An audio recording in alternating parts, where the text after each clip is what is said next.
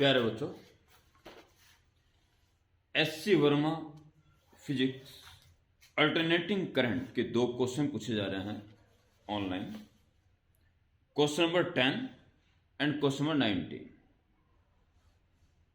19 question बिल्कुल ही basic है, एक लाइन का है केवल। क्वेश्चन नंबर 10 एससी वर्मा की book volume 2 alternating current chapter exercise का 10th question.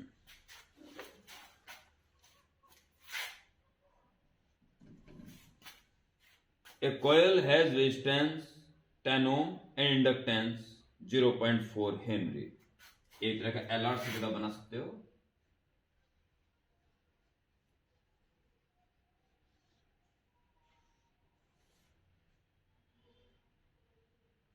Ten ohm and 0.4 Henry.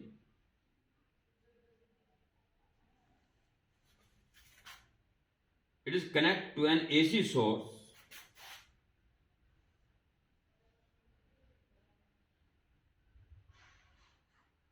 AC source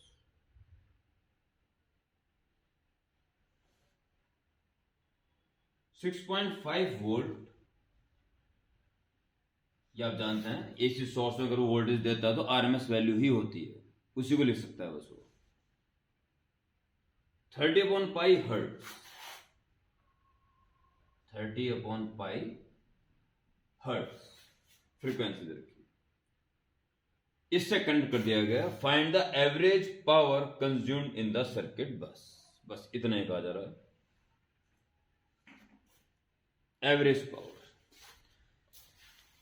ये आप जानते हो अच्छे तरह से, एसी सर्किट्स में जो एवरेज पावर होती है, average power V R M S into I R M S into cos five power factor. V R M S is given directly.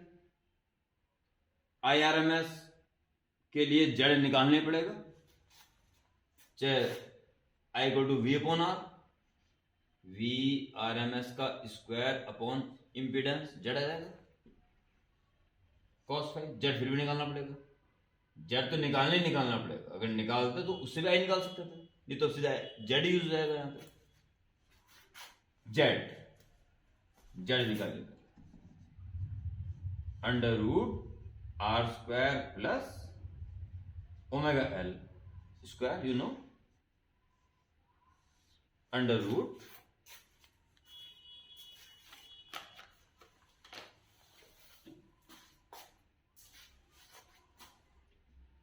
Ten square plus it is 2 pi f, f is 30/pi, 2 pi f into L 0.4,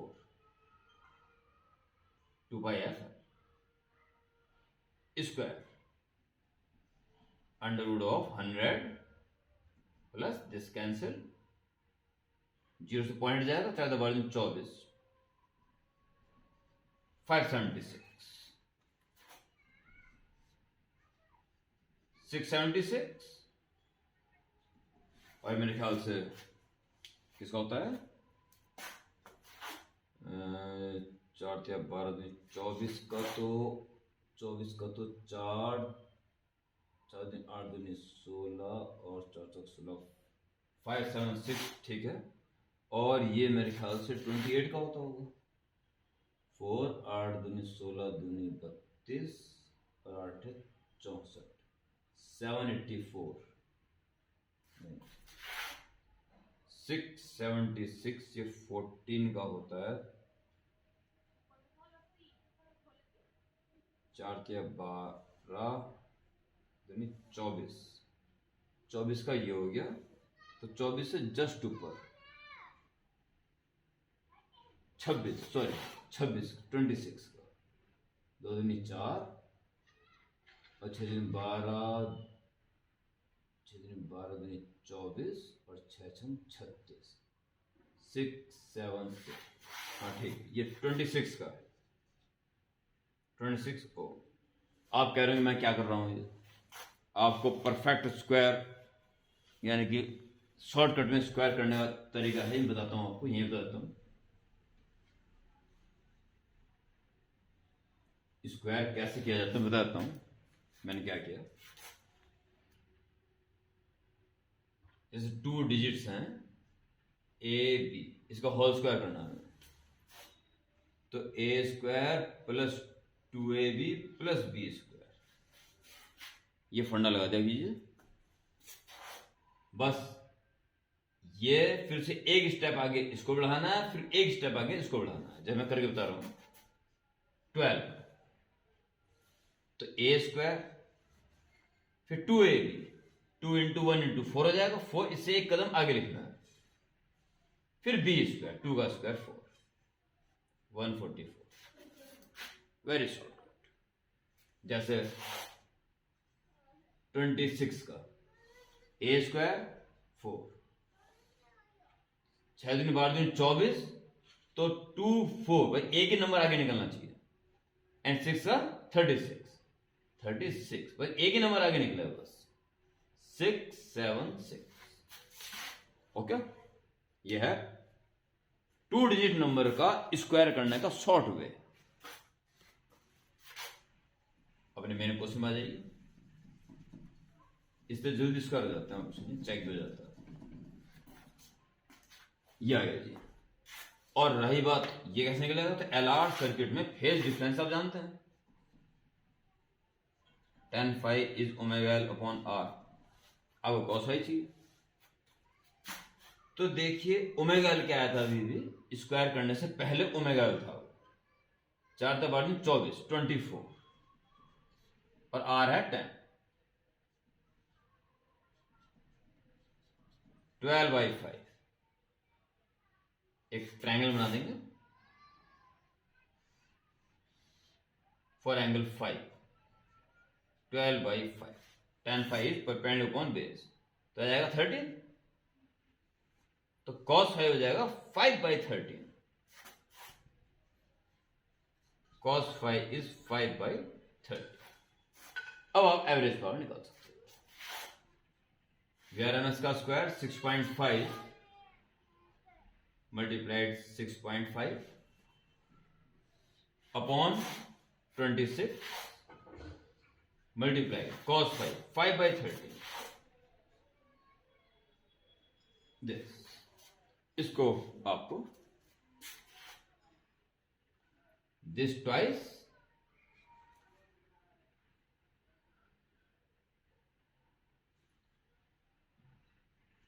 साढ़े 6 दूनी 13 हो गया ये, और इसको भी काट दीजिए, 13 दूनी 26 और 13 पंजे 65, 0.5,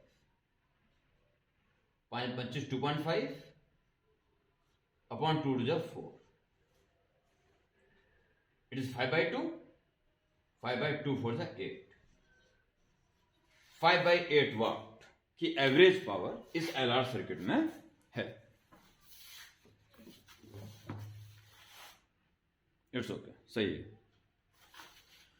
और 19th क्वेश्चन प्यारे बच्चों कॉन्सेप्चुअल है, जिसे ट्रांसफार्मर के बारे में आता है वो उसे कुछ भी नहीं करने का, कलम भी नहीं उठाने का हाथ में, तुरंत आंसर दे देगा। आप भी जब चेक करना कितने बच्चे इसका आंसर दे सकते हैं तुरंत।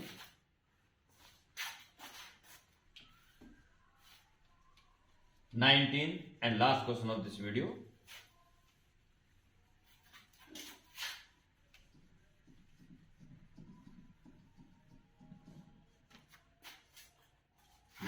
question, last question of this video.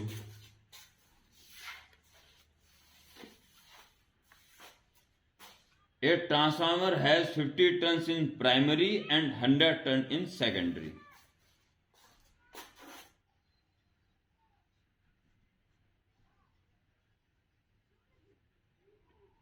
turns primary and 100 turns secondary.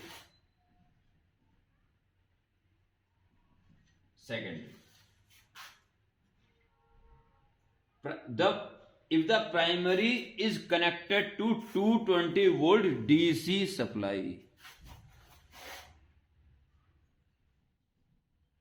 220 volt DC supply. What will be voltage across the secondary? बहुत सारे बच्चे करेंगे. नंबर ऑफ टर्न्स ट्वाइस है तो वोल्टेज भी ट्वाइस हो जाएगा, 440 वोल्ट. पर एक गलत हो जाएगा. आपको पता होना चाहिए कि ट्रांसफार्मर केवल और केवल एसी में काम करता है. एसी जब प्राइमरी कॉइल में फ्लो होती है तो लगातार उसकी डायरेक्शन और वैल्यू में लगातार चेंज होने के कारण उससे फ्लक्स चेंज होता रहता है. वही वेरिएबल फ्लक्स इसमें से पास होता है और इससे लिंक भी फ्लक्स चेंज होना शुरू हो जाता है. वही variable flux is also passes through secondary. So induced EMF is developed. But hence DC